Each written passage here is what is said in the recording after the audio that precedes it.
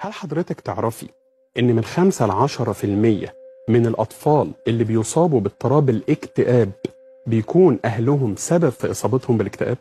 طب هل تعرفي إن من 15% ل 25% من الأطفال والمراهقين اللي بيجي لهم اضطرابات قلق ونوبات هلع بيكون الأسرة سبب رئيسي في وجود اضطراب الهلع أو اضطراب القلق؟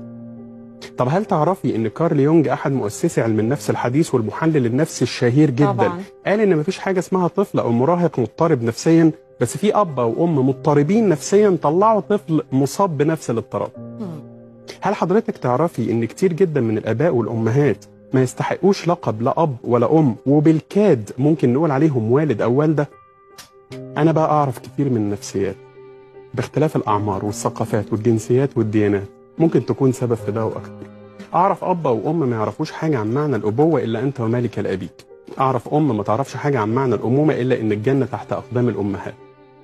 اعرف ام ما سالتش عن ولادها بالشهور، ولما فكرت انها تسال عن ابنها بعد 6 سنين كان هو نسيها اصلا. اعرف اب وام سابوا ان اسوأ ولادهم اللي دايما بيشتمهم ويتعدى عليهم ياخد احسن معامله في باقي الولاد، اصل الباقيين كويسين.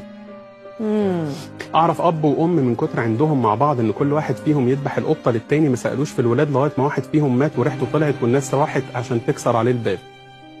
اعرف ام ما خدتش بالها خالص ان هي ممكن تكون بتكره ولادها في ابوهم عشان هي بتكرهه وبالتالي ولادهم كرهوا بعض.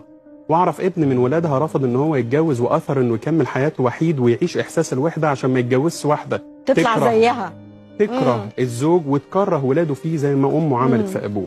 اعرف اب ما سالش في ولاده لمجرد ان هو كان شايف اني انت ومالك لابيك فالبر هو اللي المفروض ان هم يسالوا عنه.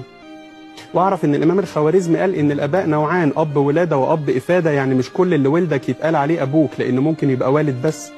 واعرف ان ربنا قال ووالد وما ولد، ما قالش اب. واعرف ان ربنا قال الوالدات يرضعن اولادهن، لكن لما جه النبي يتكلم عن البر قال امك ثم امك ثم امك. ولما اتكلم عن الفرق ما بين الاب والام ما اتكلمش بس عن فرق ما بين نوعين، ده اتكلم عن صفتين ما بين والده وام، يعني كل والده مش بالضروره تكون ام، مش كل واحده خلفت بالضروره ان هي تصلح ام، ومش كل واحد خلف بالضروره يصلح اب.